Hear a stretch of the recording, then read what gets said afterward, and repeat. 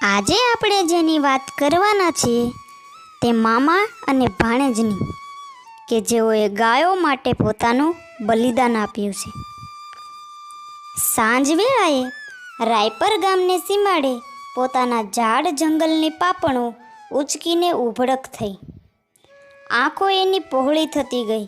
મોંમાંથી સીચ નીકળી હૈયાને વલોવી નાખે એવો નિશ્વાસ સાથે એ સ્વગત કકળી પડ્યો.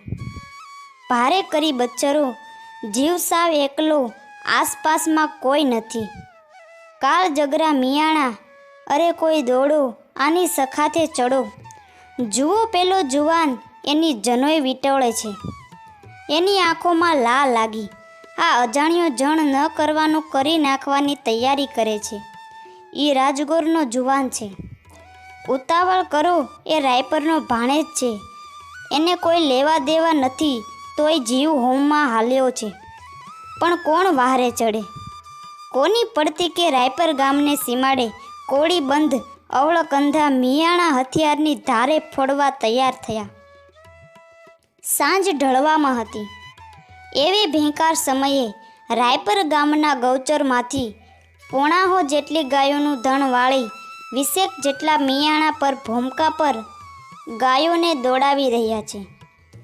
ગાયો ભાંભરડા પાડી ગામ ભણી ભાગે છે. લૂંટારાઓ ઘૂસડવા માટે છે. હાકલા પડકારાથી ગૌચર ભરાઈ જાય છે. બરાબર એક કપરાટાણે ઊંટવડનો રાજગોર જુવાન ચાલતો ચાલતો થંભી જાય છે. આ ગોજારું દ્રશ્ય જોઈ આંખે આંખો અમળાઈ ઉઠે છે. રાયપર ગામ આ યુવાનનું મોસાળ છે. મોસાળમાં જઈ રહ્યો છે. મોસાળમાં જઈ મામીના હાથની લાપસી જમવાની હતી.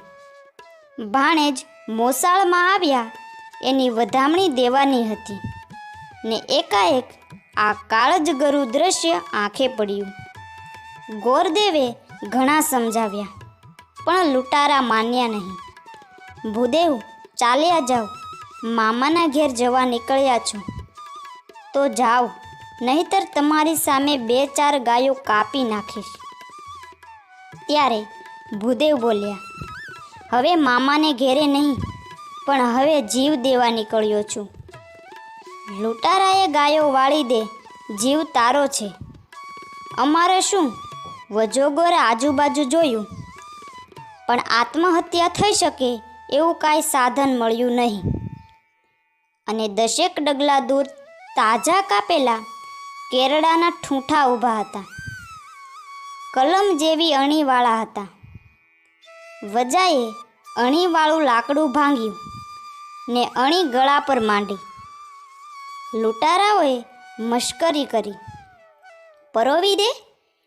ગોરે પળનોય વિલંબ કર્યા વગર અણીદાર કીતો ગળામાં ધકેલ્યો. કપડામાંથી જેમ સોય નીકળે એમ અણીદાર ખીતો વજાની શ્વાસનળીને વીંધીને આરપાર નીકળી ગયો. અરર! લૂંટારાના મોઢામાંથી આવો તાસ ભર્યો લવો નીકળી પડ્યો. લૂંટારા બોલ્યા, એનો મામો પણ મર્દનું ફાડ્યું છે હો. ભાગો હવે. ધણ છોડી અને ભાગ્યા. એનો વાઘ જેવો મામો હાથમાં ભાલું અને ભેટમાં તલવાર લઈને ઘોડું લઈ ફાટતે ડાબલે ભાણેજ વજાની વહારે આવ્યો.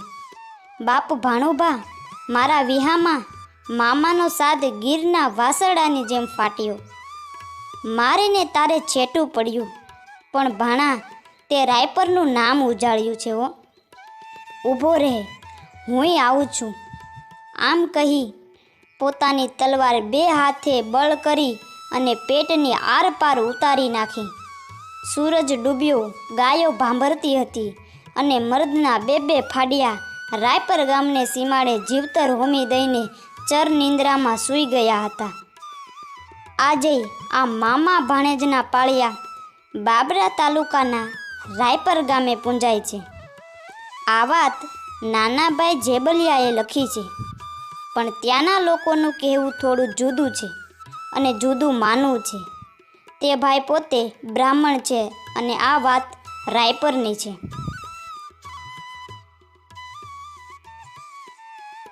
આવી જ અવનવી ઇતિહાસોની ઘટના સાંભળવા માટે અમારી ચેનલને લાઈક કરો, શેર કરો અને સબસ્ક્રાઈબ કરો.